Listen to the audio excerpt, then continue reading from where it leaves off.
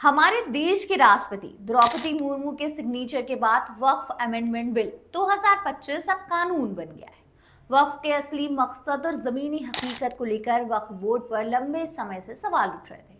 वक्फ कानून के तहत बोर्ड को मिले असीमित अधिकारों का नतीजा था कि वक्फ को लेकर ऐसे दावे भी सामने आए जहां पूरे गांव और सैकड़ों साल पुराने मंदिर तक को वक्फ संपत्ति बता दिया गया। पिछले कुछ महीनों से वक्फ बोर्ड को लेकर हम कई तरह की बातें सुन रहे हैं। वक्फ को लेकर बहुत से तथ्य सामने आ रहे हैं, बहुत से विवाद हो रहे हैं, जिससे पूरे देश में एक नई बहस छिड़ हुई है। समाज का एक तबका वक्फ के समर्थन में है तो एक तबका वक्फ के खिलाफ। ऐसे में कौन सही है कौन गलत, इसका फैसला करना बेहद मुश्किल है। हालांकि अगर वक्फ का पूरा निचोड़ निकाला जाए तो शायद ये काम थोड़ा आसान हो जाए। तो चलिए आज हम वक्फ के बारे में हर छोटी बड़ी बात करते हैं। आज हम जानेंगे कि वक्फ है क्या, वक्फ का इतिहास क्या है, वक्फ जैसी व्यवस्था हमारे भारत में कैसे आई और हिंदुस्तान की अलग अलग हुकूमतों में वक्फ सिस्टम कैसा था और उसमें क्या रद्दोबदल होता चला है। चलिए आपको वक्फ से पूरी तरह से रूबरू कराते हैं। नमस्ते, मेरा नाम आमिना है और आप देख रहे हैं आपकी खबर इतिहास। चलिए सबसे पहले जानते हैं कि वक्फ है क्या। देखिए, वक्फ अरबी जुबान से निकला एक शब्द है जिसका ओरिजिन वकूफा शब्द से हुआ। वकूफा का मतलब होता है ठहरना, रुकना। इसी से बना वक्फ, जिसका मतलब होता है संरक्षित करना, रिसर्च, रिजर्व करना, प्रोटेक्ट करना। इस्लाम में वक्फ का मतलब उस संपत्ति से है, उस प्रॉपर्टी से है जो पब्लिक वेलफेयर के लिए हो। ये एक तरीके का दान जैसा ही होता है और इसका दान दाता अपनी चल या अचल संपत्ति दान कर सकता है। पब्लिक वेलफेयर के लिए जो भी दान कर दिया जाए उसे संरक्षित करना ही वक्फ है। अब इसमें घर, खेत, जमीन, मैदान ही शामिल नहीं है, बल्कि पंखा, कूलर, साइकिल, टीवी, फ्रिज भी आ सकते हैं। बस शर्त सिर्फ इतनी है कि इसे जन कल्याण की मकसद से दान किया गया हो। जो ये दान देते हैं ऐसे दानदाता को वाकिफ कहा जाता है। वाकिफ ये भी तय कर सकता है कि जो दान दिया गया उसका या उससे होने वाली आमदनी का इस्तेमाल कैसे होगा। अगर कोई दान दाता ये कहता है कि उसके दिए गए दान से होने वाली कमाई सिर्फ यतीम बच्चों के लिए खर्च होगी तो ऐसा ही किया जाएगा। वैसे इस्लाम में वक्फ से जुड़ी एक कहानी भी सुनने को मिलती है। ऐसा कहा जाता है कि एक बार खलीफा उमर ने खैबर में एक जमीन हासिल की और पैगंबर मोहम्मद से पूछा कि इसका सबसे अच्छा और बेहतरीन इस्तेमाल कैसे किया जा सकता है। इस सवाल पर पैगंबर ने कहा कि इस संपत्ति को रोक लो, इसको बांध लो और इससे होने वाले फायदे को लोगों में काम में लगाओ, उसकी जरूरतों में खर्च करो। इसे ना बेचा जाए, ना उपहार में दिया जाए और ना ही इसे विरासत में दिया जाए। इस तरह उस जमीन को वक्फ किया गया। पैगंबर मोहम्मद साहब के समय की ऐसी ही एक और घटना और सामने आती है, जब 600 खजूर के पेड़ों के एक बाग को वक्फ किया गया और इससे होने वाली आमदनी से मदीना के गरीब लोगों की मदद की जाती थी।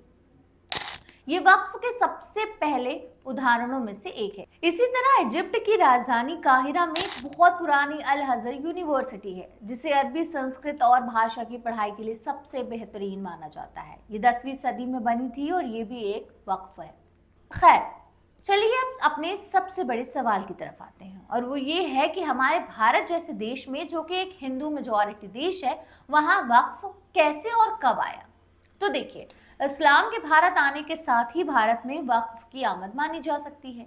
हालांकि इतिहास इसे लेकर बहुत क्लियर नहीं है, वो किस कालखंड में इसकी शुरुआत बताए।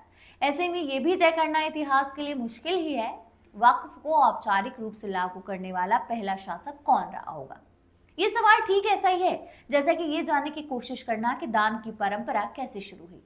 हालांकि एक तथ्य ये है कि वक्फ की संपत्ति की शुरुआत सिर्फ 2 गांवों के दान से हुई थी। इन्हीं 2 गांवों का कनेक्शन मोहम्मद गौरी से जुड़ा है।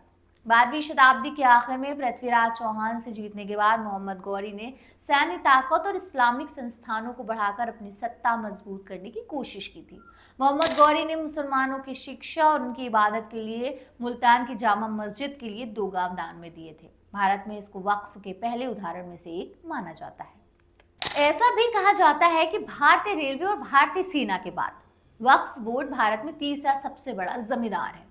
इसकी शुरुआत 12वीं सदी के अंत में अनडिवाइडेड इंडिया के पंजाब के मुल्तान में हुई और दिल्ली में राज करने वाले सुल्तानों के शासन काल में ये फैली। वक्फ इस्लामी परंपरा का हिस्सा था और ये भारत में मुस्लिम शासकों के शासनकाल में धीरे धीरे प्रचलन में आया। अब अगर समय के पहिए के साथ पीछे की ओर सफर करते हुए चलें तो मिलता है कि इस्लाम के साथ 7वीं शताब्दी में अरब व्यापारियों के कदम जब दक्षिण भारत में पड़े तो उन्हीं के कंधों पर वक्फ ने भी भारतीय जमीन पर कदम रखा। लेकिन इसे शासकीय स्तर पर लागू करने की बात की जाए तो पहला जिक्र दिल्ली सल्तनत के शासकों को दिया जा सकता है। दिल्ली सल्तनत की शुरुआत 13वीं शताब्दी से हुई थी। भारत में इस्लाम की आमद के साथ भी वक्फ के उदाहरण मिलने लगते हैं। दिल्ली सल्तनत के दौर से वक्फ संपत्तियों का जिक्र दस्तावेजों में मिलने लगते हैं। उस दौर में क्योंकि ज्यादातर संपत्ति बादशाह के पास ही होती थी, इसीलिए वही वाकिफ यानी दानदाता होते थे और वक्फ कायम करने जाते थे। कई बादशाहों ने मस्जिदें बनवाई, वो सारी वक्फ हुई और उनके मैनेजमेंट के लिए लोकल लेवल पर ही इंतजामिया कमेटी बनाई गई। भारत में दिल्ली सल्तनत की शुरुआत कुतुबुद्दीन ऐबक से होती है और ऐबक को ही भारत में इस्लामी शासन की नींव रखने वाला पहला शासक माना जाता है।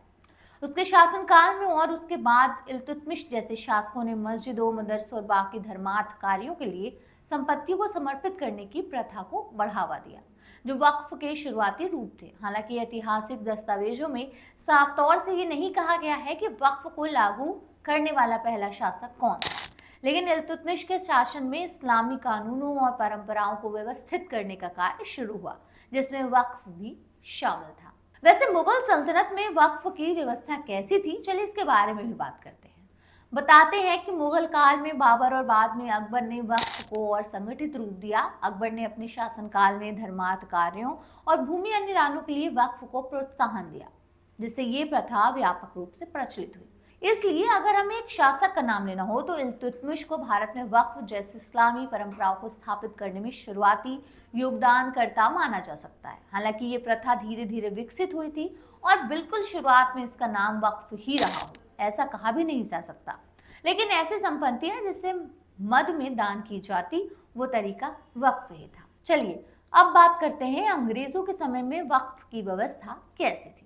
ऐसा समझा जाता है कि वक्फ बोर्ड को औपचारिक रूप से ब्रिटिश सरकार ने 1913 में शुरू किया। इसके बाद 1923 में वक्फ एक्ट बनाया गया, जिसने इसे कानूनी आधार दिया। लेकिन इससे पहले भी ये प्रथा व्यक्तिगत स्तर पर मौजूद थी। लोग अपनी संपत्ति को गरीबों की मदद, शिक्षा और धार्मिक कार्यों के लिए छोड़ जाते थे। उनके मुताबिक उस समय जमींदारों और नवाबों के पास जरूरत से ज्यादा संपत्तियां होती थी, जिन्हें वे समाज के हित के लिए दान कर देते थे। आजादी के बाद ये व्यवस्था अल्पसंख्यक मामलों के मंत्रालय के तहत चलती रही। समय समय पर इसमें संशोधन हुए, जैसे 1995 में, लेकिन मूल भावना को बनाए रखना चुनौती बना रहा। वक्फ संपत्ति सिर्फ जमीन नहीं होती, इसमें इमारतें, नकदी या कोई और संपत्ति भी शामिल हो सकती है। पहले जमींदार अपनी संपत्ति का हिस्सा दान करते थे, लेकिन आज ये प्रथा कम हो गई है। समुदाय के लोग और दानकर्ता के डेलीगेट्स मिलकर बोर्ड्स बनाते हैं, जिनकी निगरानी सरकार करती थी। बहरहाल इस्लाम के मुताबिक देखा जाए तो इस्लामिक कानून में जिस तरह नमाज, रोजा और हज की अहमियत है, उसी तरह वक्फ की भी अहमियत है। भारत में वक्फ की परंपरा पिछले लगभग 1400 सालों से चली आ रही है। मुस्लिम धर्मगुरु बताते हैं कि वक्फ का मतलब आसान भाषा में ये है कि जब कोई इंसान अपनी संपत्ति को अपनी मिल्कियत से निकालकर अल्लाह को दे देता है, इस नियत के साथ कि इसका फायदा अल्लाह के बंदों को पहुंचे, तो उसे वक्फ कहते हैं। तो बस यही वजह है कि इस्लाम को मानने वाले लोग वक्फ बोर्ड पर सरकार के फैसले से बिल्कुल भी खुश नहीं है। और इन बातों से ये पता चलता है कि वक्फ एक धार्मिक मसला है, लेकिन इसका एक सच ये भी है कि इसमें धर्म कम ही रह गया है और नियत बदल गई है। इस नियत में सुधार की जरूरत भी है। ये बात इस्लाम को मानने वाले लोग जल्दी समझ जाएं, उतना ही अच्छा है। उम्मीद है कि हमारी इस रिपोर्ट के जरिए वक्फ को लेकर आपके सारे छोटे बड़े डाउट्स क्लियर हो गए होंगे। वक्फ को लेकर अगर आप अपनी कुछ राय रखना चाहते हैं तो कमेंट में जरूर रखिएगा।